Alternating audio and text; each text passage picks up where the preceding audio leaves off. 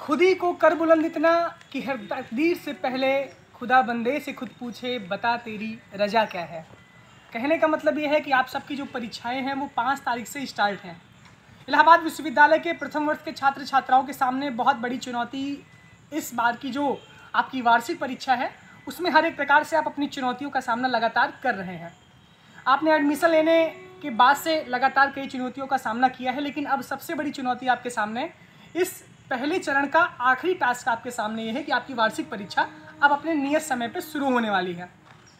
जो भी चीज़ें इस दरमियान हुई उस पर मैं बहुत चर्चा नहीं करना चाहूँगा क्योंकि उस चर्चा से मैं बहुत दूर ही रहा हूँ, लेकिन अब अंततोगत्वा आपकी परीक्षाएं होने वाली हैं और उसकी पूरी संभावना है कि 5 तारीख से परीक्षा शुरू भी हो जाएगी। उसका टाइम टेबल भी आपका आ चुका है। चुनौतियाँ बहुत हैं, चुनौतियों से भागना हमें नहीं है क्योंकि हम भाग भी नहीं पाएंगे, क्योंकि हमको अंततोगत्वा परीक्षा देनी ही पड़ेगी। बहुत सारे छात्र छात्राओं का तमाम समस्याएं, बहुत सारी चुनौतियां हमारे सामने हैं, लेकिन उनका सामना हमको डटकर करना पड़ेगा। उन्हीं विषय पे आज चर्चा होने वाली है कि प्रथम वर्ष की परीक्षा पे क्या ऐसे करें, क्या कुछ बदलाव इस बार के पेपर के पैटर्न में हो रहा है, पहले का पेपर का पैटर्न कैसा था, इस बार का पेपर का पैटर्न में क्या बदलाव है और चुनौतियाँ कौन कौन सी नई हमारे सामने हैं, उस पर आज सिर्फ संक्षिप्त चर्चा हो रही है।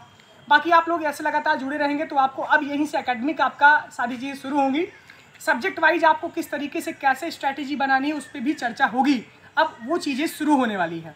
आज हम बात कर रहे हैं कि पेपर का क्या पैटर्न है। आपकी परीक्षाएं 5 तारीख से हैं और आपको पता होगा कि टाइम टेबल आपका आ ही चुका है। आपकी परीक्षाएं लगातार है, यानी कि आपको गैप बहुत ज़्यादा नहीं मिला है।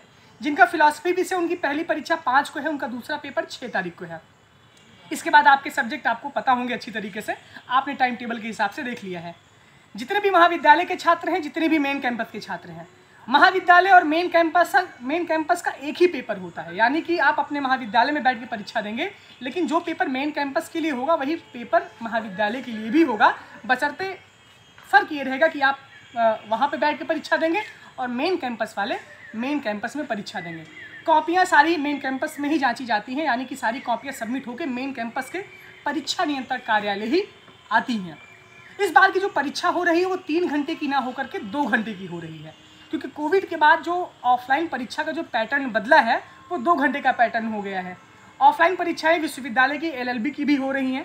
इसके पहले परीक्षा MA की भी संचालित हुई थी लास्ट सेमेस्टर वालों की, उसमें भी जो है 2 घंटे की 2 घंटे का आपका पेपर रहेगा और जिसमें 4 सवाल आपको करने रहेंगे। आपके पास अनसॉल्व होगा, यानी हर एक विषय का आपके पास अनसॉल्व होगा। अनसॉल्व में आपने 2019 तक के सवाल आपको दिए होंगे। इलाहाबाद विश्वविद्यालय सवाल को रिपीट करता है, यानी यहाँ पे रिपीटेड पैटर्न आता है, यानी 2018 का 2020 में आएगा, 2020 का 2022 में आएगा। एक एक सवाल के गैप पे आपके वही सवाल आपको पुनः मिलते हैं, हल्की फुल्की सी चेंजिंग रहती है। चुनौती ये है कि हमारे पास समय बहुत ज़्यादा अब नहीं है। आज मान लीजिए कि यहाँ से 5 तारीख का समय एक पलक आप झपकेंगे तो आप पूरी की पूरी जुलाई आपका बीत जाएगा। आपके पास सिर्फ एक पलक, एक बार आप झपकी ले सकते हैं, क्योंकि आप जैसे एक झपकी लेंगे तुरंत आपका अगस्त आ जाएगा और आपकी परीक्षा आपके सामने एकदम खड़ी रहेगी।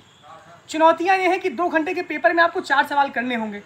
उन 4 सवाल में पहले होता था कि पहले आपको 3 घंटे का समय मिलता था, 5 सवाल आपके रहते थे, लेकिन इस बार आपको 4 सवाल करने हैं 2 घंटे के पेपर में, यानी पर सवाल आपको टाइम है कितना, आधे घंटे, यानी 30 मिनट्स आपको एक सवाल पे रहेंगे। आपको ये पता भी होना चाहिए कि सवाल के जो नंबर हैं किस तरीके से डिस्ट्रीब्यूट है, 19 19 19 और 18, यानी 19 19 19 इज इक्वल टू 57 और प्लस 18 इज इक्वल टू 75।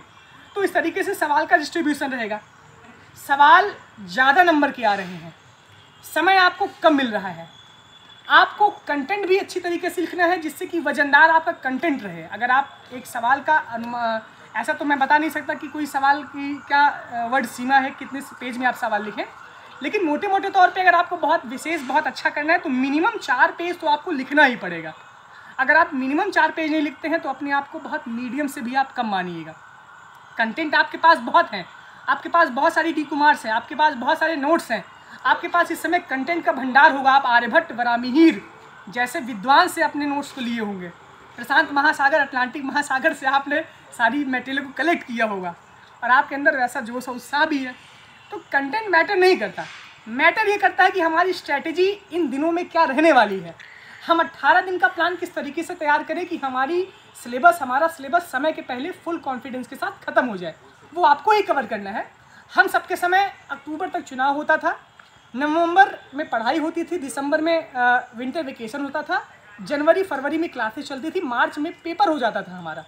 हमारी सबकी भी ऐसी आपकी तरीके से स्थिति रहती थी। लेकिन मनोबल हमको नहीं हारना है, हमको अब चुनौतियों से लड़ना है।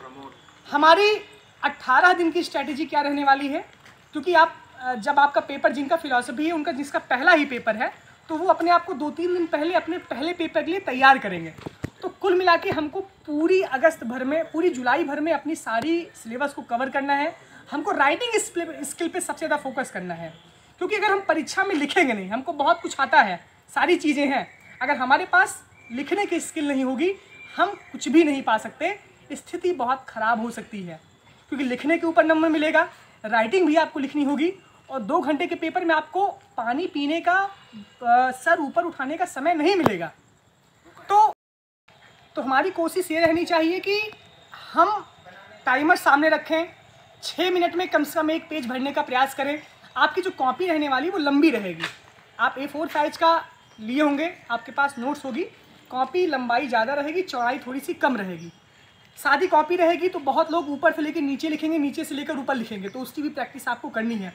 आपको राइटिंग भी बनाना है, आप इस तरीके से नहीं लिख सकते कि आपको खुद ही नहीं समझ में आए जो आप लिख रहे हैं। पेपर जब आपके सामने आएगा, पेपर के आधे घंटे पहले आपकी एंट्री होगी, आपको कॉपी मिलेगी, आप उसमें लाइनिंग वाइनिंग सब सारी चीज़ें करेंगे, लेकिन जैसे ही आपको पेपर मिलेगा, पेपर पढ़ने का टाइम भी आपकी उसी 2 घंटे में इंक्लूड होगा। आपको सवाल भी पढ़ना है, उस सवाल में कोई सवाल हमको आ ही नहीं रहा तो हमको अपने मनोबल को नहीं गिराना है। और बहुत लोग कोशिश से करते हैं, जो सवाल उनको बहुत अच्छे से आता है वो बहुत अच्छे से लिख देते हैं और 1 घंटा उसमें लगा देते हैं, बाकी के बचे 3 सवाल छूट जाता है। सबसे बड़ी समस्या छूटने की रहती है, हमारी प्रैक्टिस नहीं रहती। एग्ज़ाम के सीरियसनेस को समझिए, सारी चीज़ें हैं, अब आपको लड़ना है, अब आपको पढ़ना है किसी भी तरीके से, किसी भी हाल में, और आप इससे भाग नहीं सकते। आप भागिए मत, आप अब एकदम से लग जाइए, सारी दोस्ती सारी यारी सब कुछ भुला करके, जैसा भी हो आपके पास कहीं से आपको नोट्स मिले हो, आपके पास अनसॉल्व है, सबसे सिंपल सा तरीका है कि आप उसी अनसॉल्व को पलटिए। 2 सवाल के तैयार अगर आप तैयार कर लेंगे, यानी 2019 और 2018 के सवाल अगर आप तैयार कर लेते हैं, तब समझ लीजिए कि आपका 90% काम पूरा हो जाता है।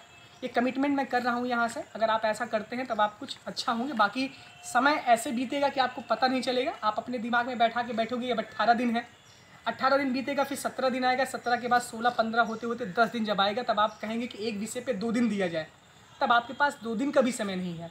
अगर आपके 6 पेपर हैं, 3 सब्जेक्ट के आपके 6 पेपर हैं, तब भी एक पेपर पे आपको 3 दिन देना है, और समय धीरे धीरे जैसे जैसे कम होगा वैसे वैसे वो आपके ऊपर प्रेशर और बढ़ेगा। कोई काम आपको करना है, आपको मेंटल प्रिपेयर होना है, किसी से रोना नहीं रोना है, और कुछ हो भी नहीं इससे हो सकता, लेकिन आपको पढ़ना है, खूब अच्छे से पढ़ना है। आपकी जो भी समस्याएं हैं आप नीचे कमेंट बॉक्स में मैसेज कर सकते हैं। बाकी आगे लगातार आपके लिए स्ट्रैटेजिक वीडियो बनाएंगे, कैसे हमको टाइम मैनेजमेंट करना है, कैसे आंसर राइटिंग करनी है, इसका भी वीडियो बहुत जल्द आने वाला है। बीएससी वालों के लिए भी एक अलग वीडियो, एक आपके रिसर्च स्कॉलर हैं उनके हिसाब से मैं बनवा दूंगा। बाकी आपकी जो भी मूलभूत समस्या आप उसको कहिए, लेकिन पढ़ते रहिए, यही निवेदन है। हाथ जोड़ के आपसे बहुत विनम्र प्रार्थना है कि ये परीक्षा बहुत कुछ निर्धारित करने वाली है। आपके पिछले 4 से 5 महीने का जो पूरा ब्यौरा रहा है, आपके माँ बाप के सामने भी ये रिजल्ट जाएगा, तो थोड़ा सा ध्यान दीजिए, सीरियस होइए। बाकी बहुत बहुत धन्यवाद आपका, बहुत बहुत आभार, थैंक यू।